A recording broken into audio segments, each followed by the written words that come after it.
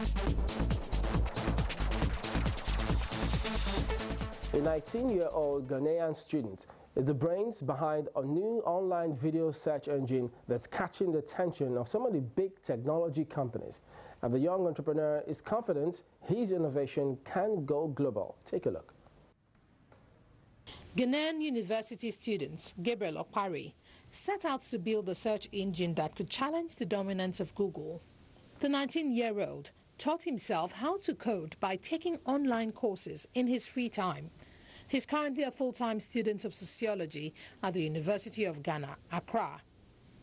On his quest to rival Google, the world's most popular search engine, Okpare developed Motlo, a free search engine for videos. Motlo discovers and streams videos from the different locations on the internet, all in one place. A lot of people haven't really supported the idea that a 19-year-old can create a video search engine that will really matter in the world. I've met people who have told me that if there's a YouTube, then why would they ever need to use Motlo? That is very discouraging. But I believe that these are criticisms that are very constructive. I believe that my business is good enough and that it can scale globally, but that is not to say that I am closing my eyes to the faults of my business. Yeah.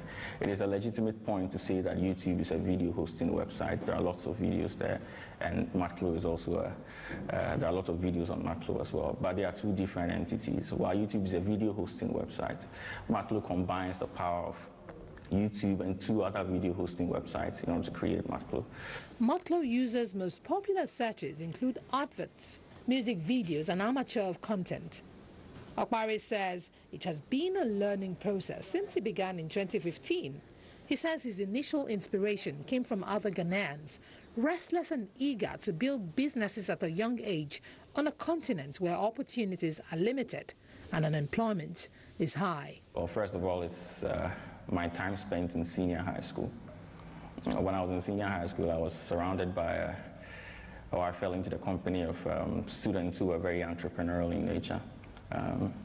It was very inspiring considering the fact that most of them were underaged. But despite their utter lack of funding, many of them really strived to create businesses. I met students who created ushering organizations, clothing lines, fashion groups. And I guess that idea really caught on with me. But because I had love for technology, I decided that I would tour the journey of entrepreneurship, but whatever be the case, it must be technological in nature. Okpare says Motlo is only the beginning. He's also working on an advertising network and is building a talent pool around him so that he has the right team to take his dream forward. Motlo has already caught the attention of some of the world's big tech companies, including more established video hosting sites, although there is some work to be done on Motlo to fix bugs and boost the features and visual experiences it offers users. I think that generically there's a thing with all the entrepreneurs.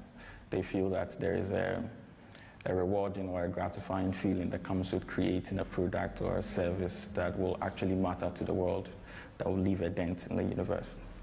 And so I just simply wanted to share in that feeling that most entrepreneurs have, to be able to create a business and manage it on my own.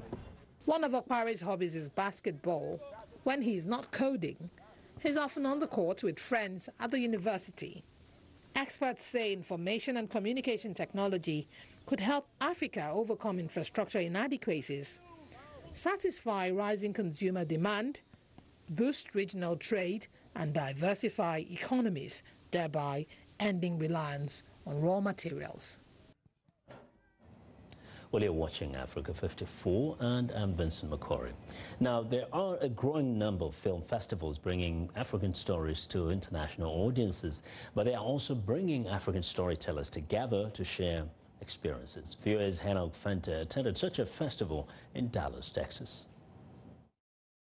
The African Film Festival in Dallas, Texas screened stories ranging from crime thrillers to indigenous films, documentaries, and everyday life drama.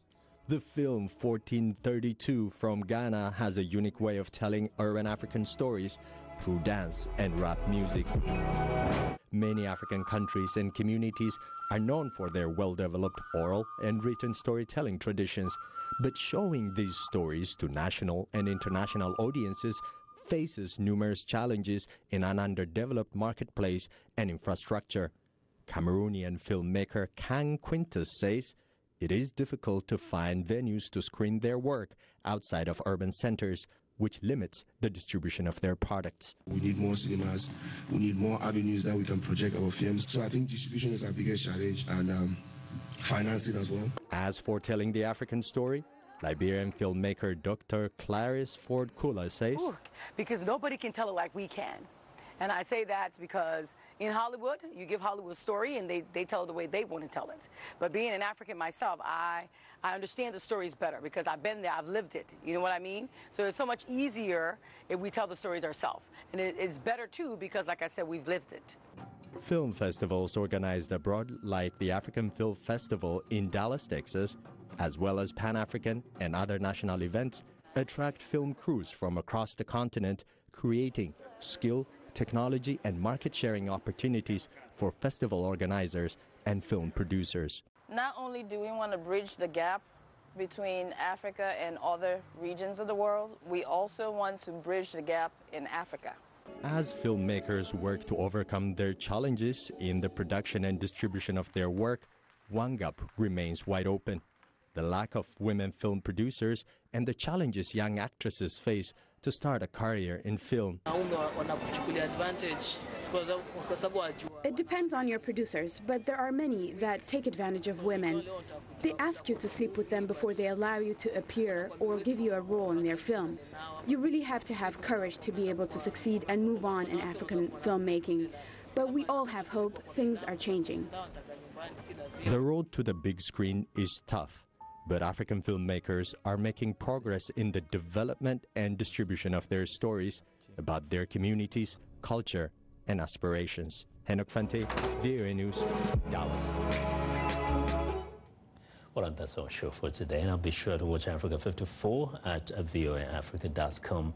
That's where you can also get the world's biggest news reliably and accurately around the clock. I'm Vincent McCory in Washington, sending it back to Chamberlain for our last word from Lagos.